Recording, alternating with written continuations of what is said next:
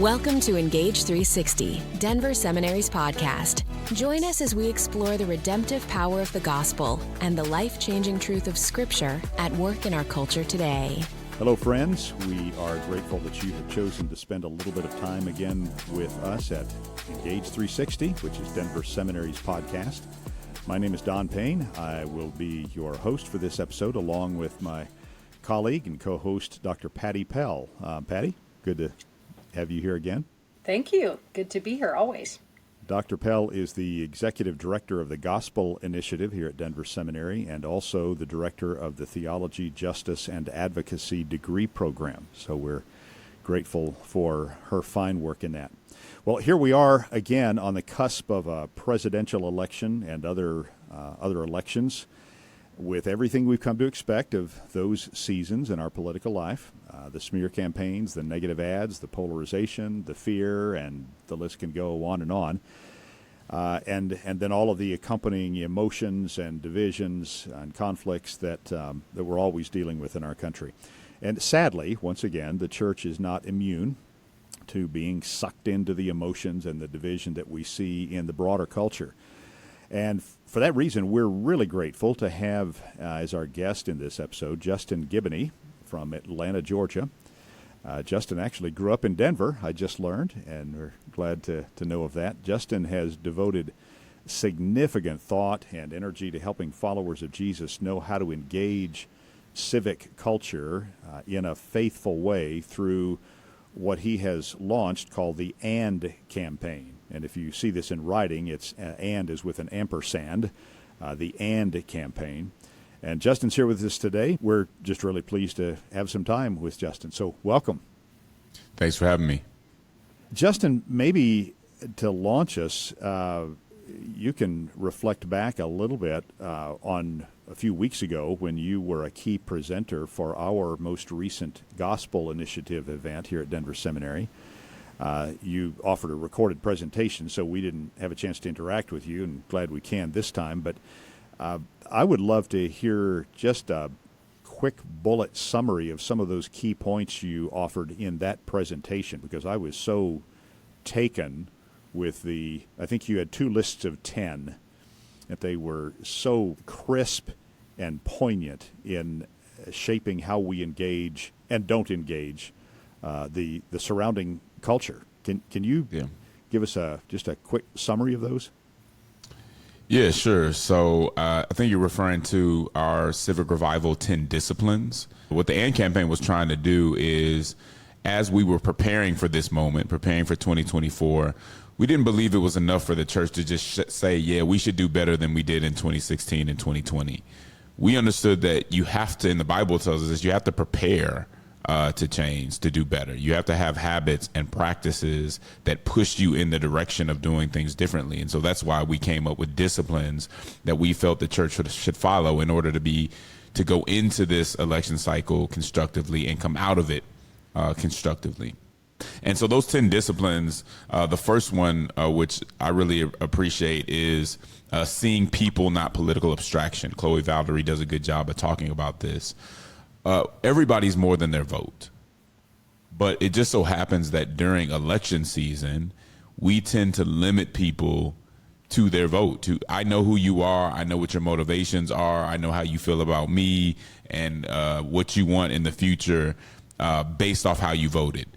And it's just not true. And I think in this moment, we tend to take people's profile or their vote and think we know a lot more about them than we really do.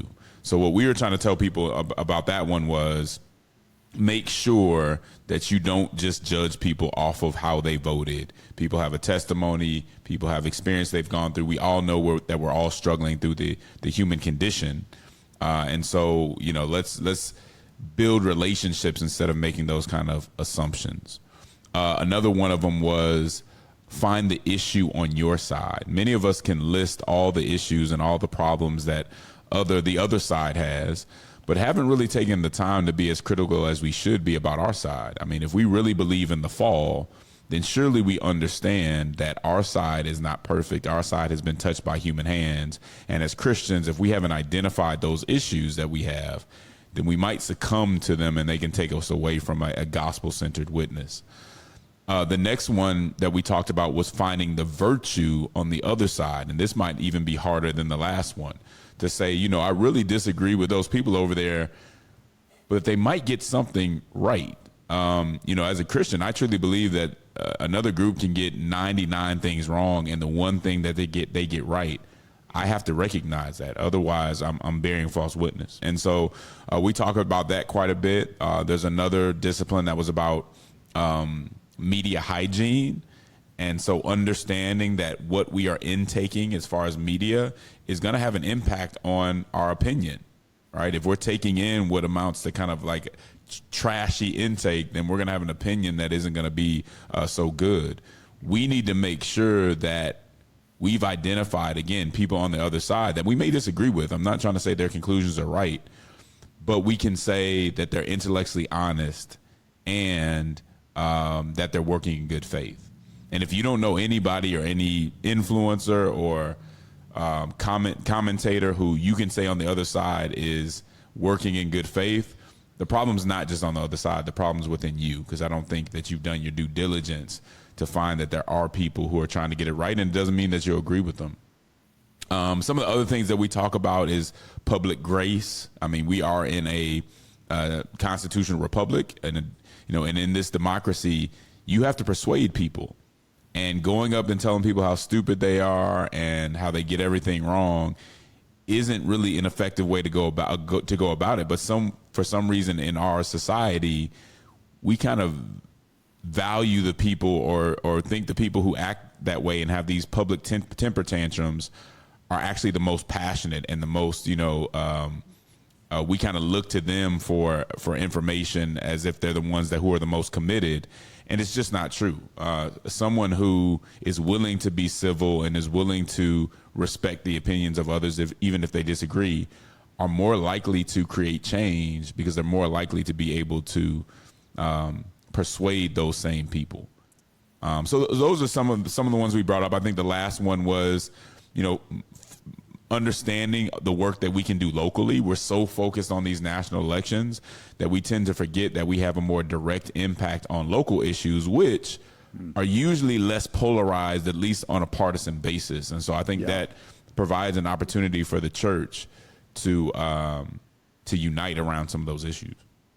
Thank you for that. Justin, I think it would be important for our listeners to put your work in context, in your own context. Some of your background you were sharing with me before we started recording was really interesting.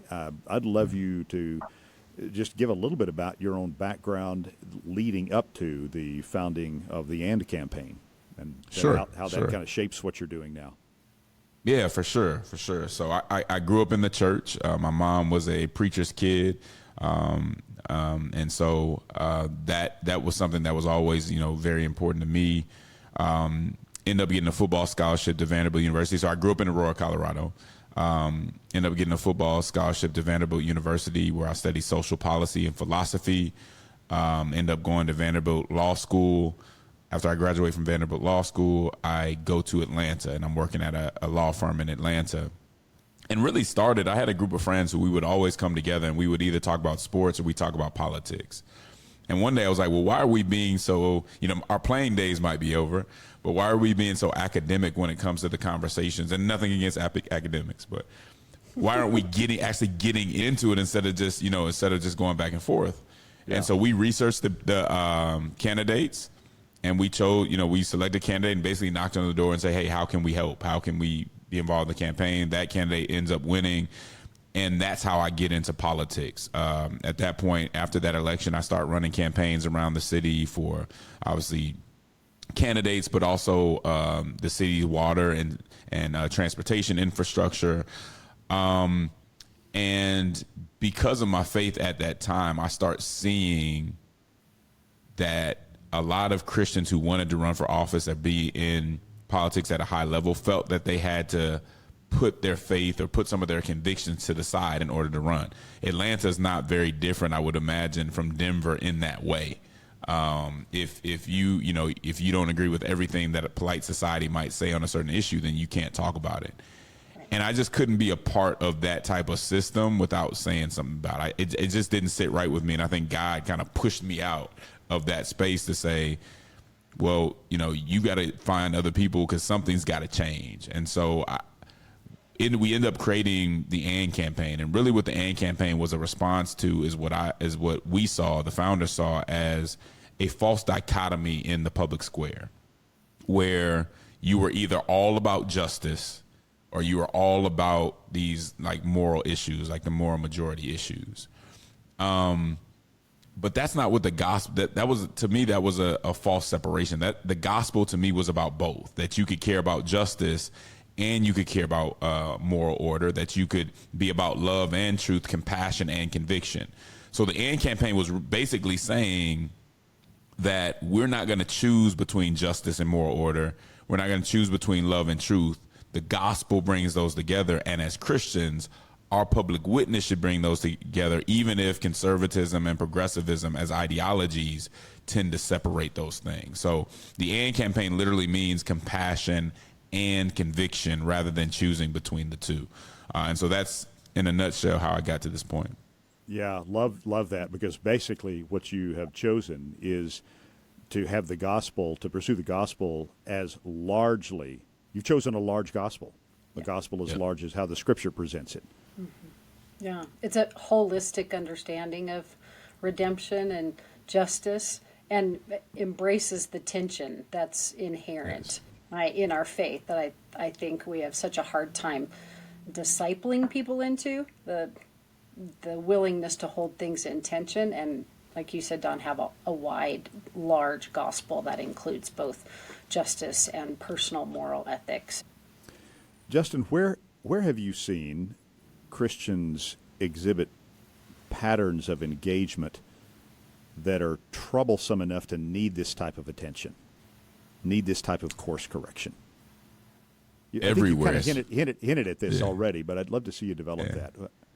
Everywhere, especially during elections. And so what I began to see was that Christians on both sides of the aisle were allowing their political affiliation to become religious in nature. So much so that their opinion on issues with very serious moral implications started to follow their party. People weren't changing their opinion on the sanctity of life and things like that because they had a better interpretation of the Bible. No, that's where their peers and their parties had taken them. People hadn't changed their position on some immigration issues because they got some type of clarity while we reading the Bible. No, that's where their party went, and we were very opposition centered. So the thing wasn't that we just love our parties that much. We just really hate and fear the other side.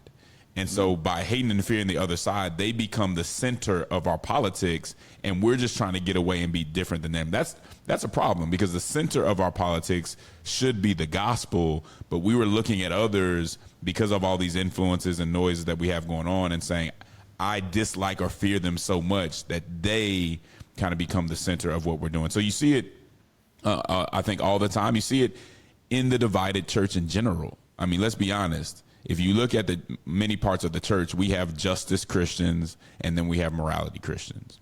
And the justice Christians don't want to talk about, the issues of sexuality, transgenderism, all that. The morality Christians don't want to talk about racial justice and all these other things. That shouldn't be. But that's the church. Instead of informing the world that there's a better way to do this, is the church reflecting the world and creating a separation that the church shouldn't have inside of it. Wow. This is a tiny bit of a sidebar, but what scares me about that, the example that you described, is how much our reading of the Bible is shaped or limited by the Christian groups we're a part of. We may not want to think that is the case. We want to think we're taking the Bible at face value, and yet the particular Christian subcultures we're a part of, the churches or other groups, do in fact shape or limit the way we read the Bible and what we pick out of the Bible. Absolutely. And I think that's why we need each other. I mean, if you look at any tradition, every tradition has its blind spots. And if the church really is a body that, that we mature together, there's a reason for that, because we may have different perspectives. Now, I'm not saying any type of Christian theology is right, but I'm saying if you stay within those with the authority of Scripture, I think you do find that there are a lot of different points of views that can help you see the Bible more fully. And so that's one of the biggest issues with having such a divide in the church. We don't get the benefit of those perspectives that we need to be more faithful. Yeah, we have to have a diverse community that's interpreting Scripture, reflecting theologically on life and the issues around us. I think we're just not discipled in how to theologically reflect, and we doing that by ourselves just means we see things through our own perspective and blinders, as you were saying, Justin, without the benefit of hearing from other people's experience and their perspectives. That's right. Yeah. And we never see what we don't see what we don't see, but we don't see what we fear. Going back to what you said, Justin, about fear of the other side being a primary driver, we don't see what we fear, which is kind of terrifyingly just suffocating, and it produces a sort of anemia in our faith as well as in our life together culturally. Let me flip this around a little bit. In light of some of the volatile risks involved, the division, the animosity politically and within the church, I know some Christians are tempted simply to give up and disengage. Why is it still important for Christians to engage with civic, cultural, political arenas? Why do we keep going when we're so tempted to despair and to throw our hands up? Yeah, I think that's a really good question, Don. It starts from understanding the fact that politics touches every aspect of our society, from what's in the food that we eat to what's in the curriculum that our children are learning from.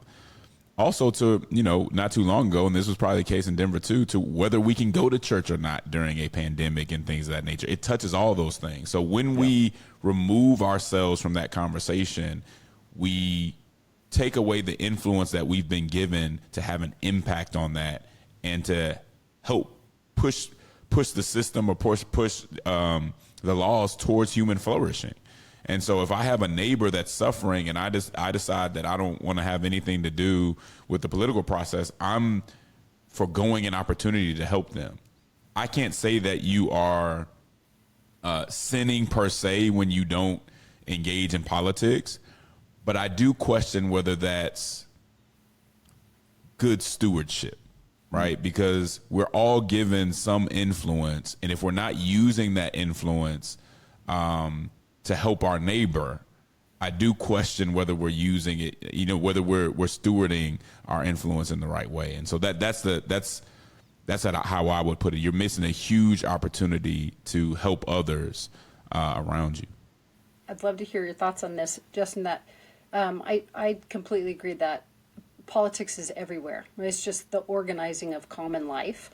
And people think that when we talk about politics, the only thing we're talking about is legislative action or voting, and it's so much bigger than that. And so I feel like the church is involved in civic engagement, whether it thinks it is or not. It's a question of how we engage, and helping people recognize that the church is in the midst of civic engagement, and we've got to think about how to do that in credible, compassionate ways.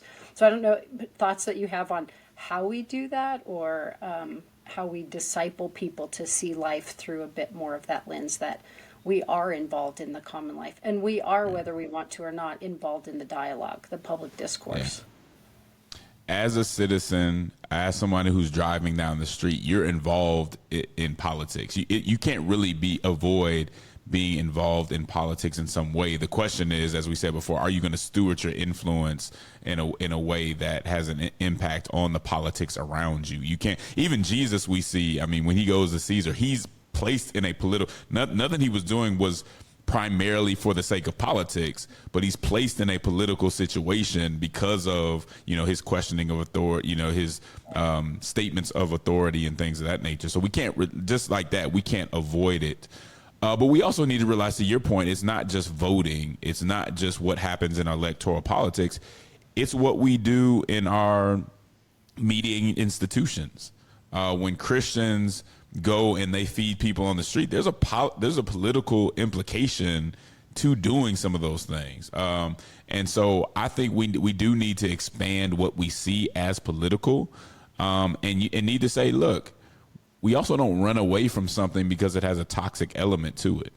How can we be the salt and the light? What's the point of having salt and light if Christians avoid every dark and infected situation? No, sometimes that means it's even more necessary for us to go into those situations, because guess what?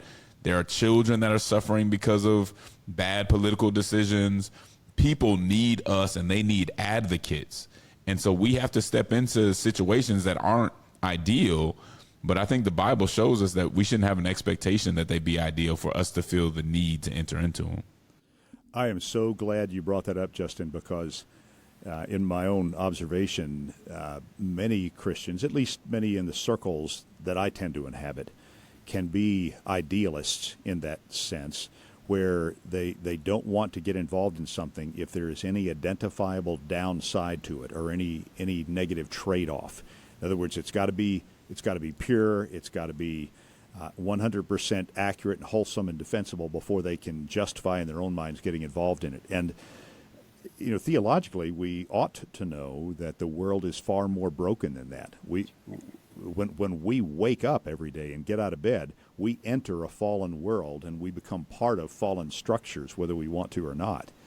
And yet, the idealism that you mentioned is what often keeps us from fulfilling the second commandment well, loving our neighbor well, because we don't want to love our neighbor unless we can sort of control the exact conditions on which we're going to love our neighbor and sort of walk away with clean hands in every way. Yeah. Mm-hmm. Yeah, and I think we have to question what's our motivation behind not entering it. Are we trying to make sure we stay clean? Is it us? Is it kind of a vain, I don't want to be in the middle of this, it may be too painful, certainly Jesus doesn't tell us not to go into tough situations and try to heal them. And so, I think we have to question why we take that posture. Mm-hmm. Yeah. Yeah, and I wonder too if some of the barrier is this idolizing of full justice. And I think you make this comment in the and campaign materials too, that political justice is never going to approach full justice. And so if you can't create a flourishing system, when I'm not going to even try, as opposed to being okay with incremental steps, right? And that politics and organization of common life is really all about incremental steps of community benefit rather than the full human flourishing, which is going to happen in this life, right? Not till the new heavens and the new earth. That's right. When we think about that concept of redemption, again, it's easy and tempting to think about that sort of in grandiose, whole, comprehensive terms, almost trying to bring in the kingdom all at once here and now. Yeah. But realistically, how would you describe or profile a genuinely and realistically redemptive Christian pattern of engagement? What do you think that looks like? I think it looks like seeing situations that are hurting people or that are unfair to people and trying to heal them to the extent that we can. And I think what we have to realize, and I learned this from reading about a lot of the civil rights folks in the civil rights generation, when we engage an issue because people are being hurt by it, although we do want to help them and we want to see them do better, we really do it to glorify God. And when we look at it that way, whether we completely succeed or not, it matters, but ultimately it's not as important as did we do it because that's what God called us to do. Okay. And when you look at it that way, even when you don't get exactly where you want to get, you say, but I know God wants me to do this, and I'm working for that well done because this is what I'm supposed to do. And when God decides to change it, it will be changed. I just got to do what he called me to do. I think that's a big difference. And so redemption is seeing those issues and trying to heal those issues. And when we look at what a redemptive justice would be, the first element of that, I would say, is making sure that our justice is beneficial to everyone in general. I've seen some formulations or conceptions of justice that is really just a reversal of oppressive roles or whatever role was there before. Like, I just want to switch places with you, and I could very well be doing the same thing to you, but we just need to switch places. That's not redemptive justice, right? That's not the justice that I think we should see in the Bible. The other part of redemptive justice is justice can never be disconnected from truth and God's design. So a lot of what we see as social justice, and I use that term from time to time with I try to clarify what I mean by it, is completely disconnected from what God said is true, from completely disconnected from what God said should be. So we get initiatives and movements that are seeking justice that can actually make things worse because they're out of line with that, right? Like, if you have it's interesting to me that some people can be against absolute truth and then say at the same time, I'm for justice. But that doesn't make sense. I mean, when I'm telling somebody else they have to do justice, what am I doing? I'm appealing to an unconditional standard based on the absolute truth that people have human dignity. If I have no unconditional standard based on absolute truth, I can't tell anybody else what they have to do. They can just say, well, that's not my truth. I see things differently. I don't have to do it. No, there's something bigger than all of us. And I think that's what most people who really care about social justice are saying. But you can't have that justice without having absolute truth. And we miss that so many times in our modern or postmodern justice movements. Wow, that is so on point. You're reminding me of an op-ed piece that was written, I think, in the New York Times after 9/11, 2001, after the falling of the towers. There was a philosophy professor who wrote an op-ed piece in the New York Times who and I don't know if he was a Christian or not, but his basic argument was, if there is no absolute truth, nobody has any right to be mad about anything. Mm-hmm. Right. You have no right to be mad about injustice. You have no right to be mad about anything that goes wrong if there is no absolute truth. That's right. Yeah. There's no benchmark. Yeah. Wow. Yeah, I mean, you have to have it. And that's, I mean, I think when people begin to see that, they see why you need the whole counsel of God, that we can't just take the pieces that we like and then the pieces that kind of offend us or don't go along with our self-perception, we leave those. You can't do that. It all comes together. Yeah. And I think it's so powerful, Justin, that what you're doing and calling people to comes alongside that understanding of absolute truth and justice that comes from God, and pairing that with a humility that it reminds me of Miroslav Volf, who talks about the universal justice of God, but as fallen individuals, our inability to determine necessarily what justice is in any given situation because of who we are. And so we have to approach everything with humility. Otherwise, we perpetuate injustice on the way to what we think is justice. So I think you pair that really well. It's so important. Justin, tell us a little bit about what kinds of changes or progress that you have seen, are seeing through the AND campaign. Well, just when we go from community to community, church to church, college to college, just people's eyes being open to the fact that it's okay to feel a tension when you don't feel completely comfortable on one side or the other. Right? So many people have grown up saying, I have to be completely on the left and agree with everything the left says, or completely on the right and agree with everything the right says. And I think people are relieved when they hear that's not exactly the case, that I can be honest, because what that forces us to do is not really be honest about the wrongs that we see on one side or the other. And I think that's almost a big difference that you see sometimes between ideology and orthodoxy. Orthodoxy it has certain truths, but it leaves open the opportunity to say, no, this is actually wrong.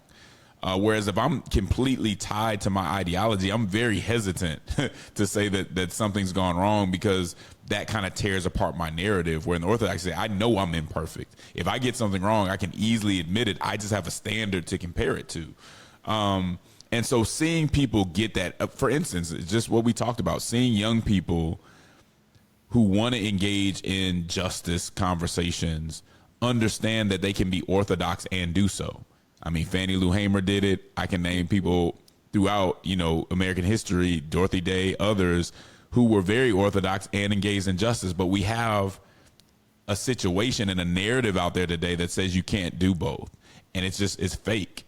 And so seeing people get to kind of eyes be open to that fact is one of the most, rewarding things that we come across when it comes to the AND campaign. Well, tell us just a little bit about some of the things the AND campaign does. I'm going to refer people to your website, which is AND campaign, or spelling out the letters AND campaign.org. But just give us a little sense of some of the different activities and resources that you make available through the AND campaign. Sure. One of the biggest things we do is education. So just like those 10 disciplines that I gave you, we want Christians to see engagement differently. We want to raise civic literacy. So we do a lot of just education on how politics and civics work. But again, we also do a lot of educating on getting Christians to be less ideological and less partisan and more focused on what the Bible really says about certain issues. And I think that can help us kind of remove the divide. Something else we do when it comes to education is we have our Christian Civic Leadership Academy, where we take a cohort of Christians through a 10-week process. These are people who may want to run for office. They may want to manage campaigns or work on campaigns in some other way. And we take them through a 10-week program from talking about why Christians should engage to the X's and O's of a campaign. What's the anatomy of a campaign? What does a campaign manager do? Ethics, different theories and all that. So that they feel more equipped to engage. Because a lot of Christians say, I would love to get more engaged in civics. I just don't know where to start. Well, that's a good place to start for people who want to get engaged.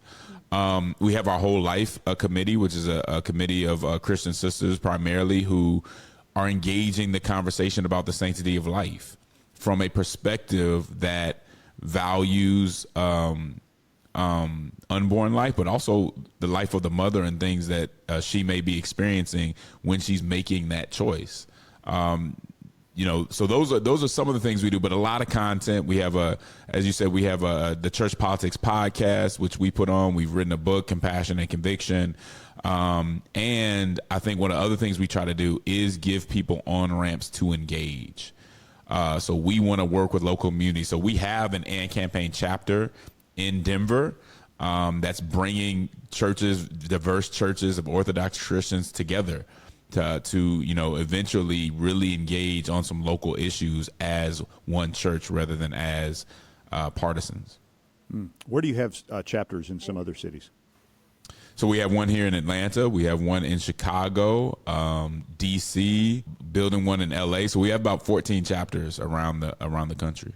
If you go to our website, andcampaign.org, you can get linked up and connected to those chapters, or you can just email us at engage@andcampaign.org. Great. I'm just curious we're so close to the election, and in 2 weeks we're going to have, regardless of what happens, half the country's disappointed. So how do you what advice do you have, Justin? How do you disciple folks in post-election? How do we respond? What does civic engagement look like on the other side of kind of a big election season like this? Yeah, I would say this: starting today, start thinking about what your spiritual disposition will be after the election. Will you be able to have a constructive conversation with somebody voted differently than you? And if not, what does that say about what you believe and who you believe in? Are you too dependent on the outcome of this election where, as a Christian, you should know that you already have the victory and that regardless of what happens, I've never seen a candidate, I've never seen any leader that can overturn what God has for us.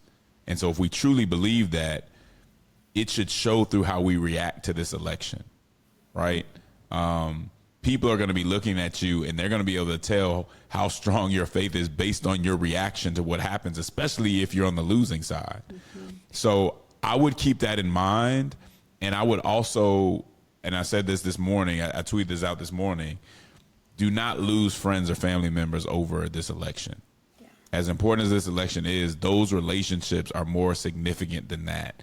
And you need to protect those relationships. Even if you have to agree to disagree, that's fine. But you don't want to lose people close to you. You don't want to get disconnected from loved ones based on an election. It's not worth it. Amen to that. Yeah, thanks. That's really helpful. Justin, real quick, before we sign off, I'd love to have you tell listeners about your forthcoming book. You mentioned this to me before we started recording, and even though it's going to be a little bit before it comes out, I want to get this on listeners' radar. Tell us just a little bit about that. Yeah, for sure. So I've just written a book called Don't Let Nobody Turn You Around, which comes from a Black Christian spiritual. And really it's about how the Black church's social action tradition can lead us out of the culture war. And so the book has a very piercing critique of both conservatism and progressivism from that point of view. Oftentimes you hear the African American church's critique of conservatism, and you hear that really loudly, but it's kind of been hidden that there was also a just as piercing critique of progressivism coming out of that church. And I kind of highlight those, along with admitting, the places that my own faith tradition can get things better. And you said you anticipate this being released late next year, or when? Late next year. Okay, so the title again is Don't Let Nobody Turn You Around. Don't let nobody turn you around. That's right. Look for it. I'm going to be looking for my own copy of that. Justin Giboney, we are so grateful for you, my friend, and the work you're doing, and for the time you spent with us. God bless you, and may the Lord encourage you in everything you're putting your hand to there in Atlanta and around the country. So grateful for you. Thanks for having me. God bless you too. Friends, we're grateful that you've chosen to spend a little bit of time with us again, and would love it if you can get the chance to leave us a rating or review wherever it is that you listen to podcasts. And if you have questions or comments for us, please send those to us at podcast@denverseminary.edu. And also visit our website, denverseminary.edu, for lots of information, lots of resources about Denver Seminary, our events, our degree programs, and other episodes of this podcast, Engage360. You can also get full transcripts of each podcast on our website. So we're grateful for you, for your interest, your support, your prayers. Look forward to speaking with you again next time. Lord bless you.